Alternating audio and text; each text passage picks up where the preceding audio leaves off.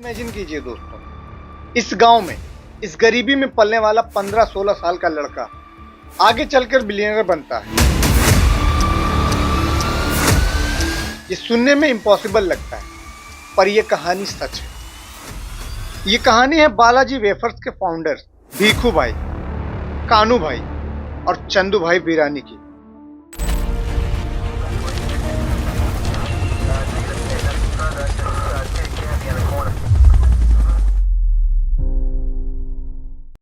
ये कहानी हमें ले जाती है 1970s के गुजरात में जमुनानगर डिस्ट्रिक्ट के एक छोटे से गांव धुंधुराजी तक, जहां सिर्फ 1500 से 2000 लोग रहते थे। पूरा गांव खेती पर डिपेंड था और उन्हीं में से एक था वीरानी परिवार, एक गरीब किसान फैमिली।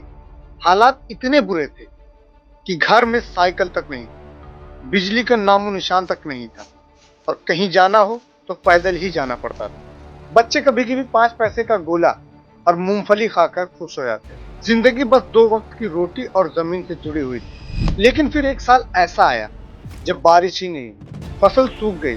2 महीने बाद जब बारिश हुई तो उम्मीद जगी, फिर से बीज बोया गया, लेकिन इस बार भी किस्मत ने साथ नहीं दिया। दूसरी बार भी सब कुछ बर्बाद हो गया, यहाँ तक कि अकाल की स्थिति आ गई। अब जरा इमेजिन कीजिए दोस्तों, इस गांव में इस गरीबी में पलने वाला 15-16 साल का लड़का आगे चलकर बिलियनर बनता है। ये सुनने में इम्पॉसिबल लगता है, पर यह कहानी सच है। ये कहानी है बालाजी वेफर्स के फाउंडर भीखू भाई, कानू भाई और चंदू भाई बिरानी की। एक ऐसी कंपनी जो आज पेप्सिको जैसे जायंट्स को टक्कर दे रही है और 50 साल बाद फॉर्च्यून इंडिया की FMCG बिलियनर्स लिस्ट में अपना नाम लिखवा चुकी है। 1970s के उस अकाल के दौरान चंदू भाई के पिता पोपट भाई बिरानी ने अपनी सूखी जमीन बेचने का कठिन फैसला लिया। जो थोड़ा बहुत पैसा मिला वो अपने बेटों को देकर कहा, गांव में अब कुछ नहीं बचा, शहर जाओ और अपनी जिंदगी बनाओ। ये बात चंदू भाई के लिए जिम्मेदारी बन गई। उन्होंने मन ही मन में ठान लिया कि पिता के भरोसे को टूटने नहीं दूंगा। सबसे छोटे भाई कानू भाई माँ बाप और बहनों के साथ गांव में ही रह गए और बाकी भाई सपने आंखों में और थोड़े से पैसे जेब में लेकर राजकोट पहुंच गए।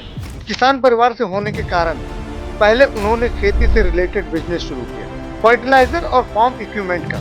लेकिन एक्सपीरियंस की कमी और गलत लोगों पर भरोसा करना उनके लिए महंगा साबित हुआ। नकली माल मिला और पूरा बिजनेस फ्लॉप हो गया। उनका डेयरी आउटलेट का सपना भी टूट गया।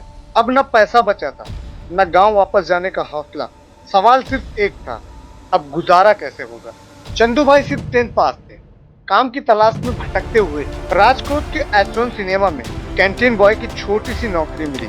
वहीं से उनकी जिंदगी का पहला लाइफ लेसन शुरू हुआ। उन्होंने कभी काम को छोटा या बड़ा नहीं समझा। कैंटीन में काम के साथ पोस्टर चिपकाना, टिकट चेक करना, ऑडियंस को एंट्री देना, जो मिला वो जिम्मेदारी से किया।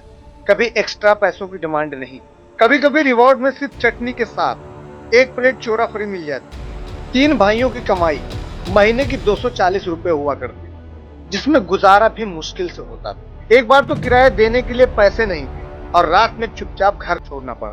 बाद में पैसे चुकाकर किसी पहचान वाले के यहाँ रहना पड़ा, लेकिन उनकी मेहनत चुपचाप बोल रही। एम्प्लॉयर गोविंद उनके काम से इतने खुश हुए कि पूरी कैंटीन उनके हवाले कर दी। 1000 पर मंथ के कॉन्ट्रैक्ट पर। कैंटीन में सबसे ज्यादा डिमांड पोटैटो वेफर्स की थी, लेकिन सप्लायर रिलायबल नहीं थे। कभी लेट डिलीवरी, कभी खराब क्वालिटी। 1 2 3 सप्लायर बदले गए, पर प्रॉब्लम वही रही। यही से चंदू भाई का दूसरा लाइफ लेसन आता है, चिंता नहीं चिंतन। हर प्रॉब्लम के अंदर एक अपॉर्चुनिटी होती है। उन्होंने सोचा क्यों ना हम अपने ही वेफर्स बनाएं। 1982 में घर के आंगन में एक छोटा सा शेड लगाया गया, कढ़ाई चढ़ाई गई। 10,000 की मशीन को 5,000 में बनवा लिया। कोई एक्सपीरियंस नहीं था तो रात भर एक्सपेरिमेंट चलते। कभी वेस्टेज होती, कभी टेस्ट खराब होता, लेकिन उन्होंने उम्मीद नहीं छोड़ी। धीरे धीरे एक ऐसा टेस्ट निकला जो लोगों को पसंद आने लगा। पहले अपने कैंटीन में सप्लाई हुई, फिर 25 से 30 दुकानदारों को डिलीवरी पहुंचाने लगे।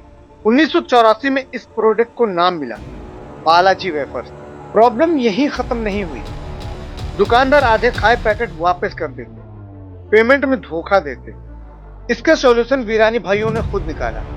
वेफर्स के बैग साइकिल पर बांध कर दूर दराज गांवों में खुद सप्लाई करनी शुरू करी। क्वालिटी और टेस्ट ने अपना काम किया, डिमांड बढ़ती गई और 1989 में 50 लाख का लोन लेकर राजकोट में गुजरात का सबसे बड़ा वेफर्स प्लांट लगाया गया। मशीन खराब होती थी तो इंजीनियर सिर्फ बिल पकड़ा देते, तो चंदू भाई ने खुद से मशीन को समझना और रिपेयर करना शुरू किया।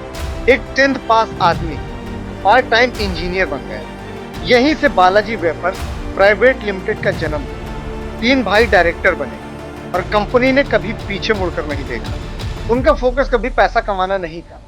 उन्होंने कंपनी बेचने का ऑफर भी ठुकरा दिया, क्योंकि कस्टमर का भरोसा सबसे बड़ा एसेट है। उनका मानना है कि सेल्स नहीं, सर्विस। कस्टमर खुद डिमांड करे और उनकी सर्विस करो। सप्लायर्स को टाइम पर पेमेंट, डिस्ट्रीब्यूटर्स को रिस्पेक्ट, एम्प्लॉयज को फ्रीडम। यही बालाजी का मॉडल बना। आज बालाजी वेफर्स का एनुअल रेवेन्यू करीब 6000 करोड़ है। इंडिया में 4 फैक्ट्रीज हैं, 14 स्टेट में प्रेजेंस और यूएई, ऑस्ट्रेलिया, अमेरिका तक एक्सपोर्ट। 50 से ज्यादा स्नैक प्रोडक्ट के साथ वेस्टर्न इंडिया का सबसे बड़ा ब्रांड। आज भी एक फैमिली बिजनेस जहां यूनिटी और कॉपरेशन सबसे बड़ी ताकत।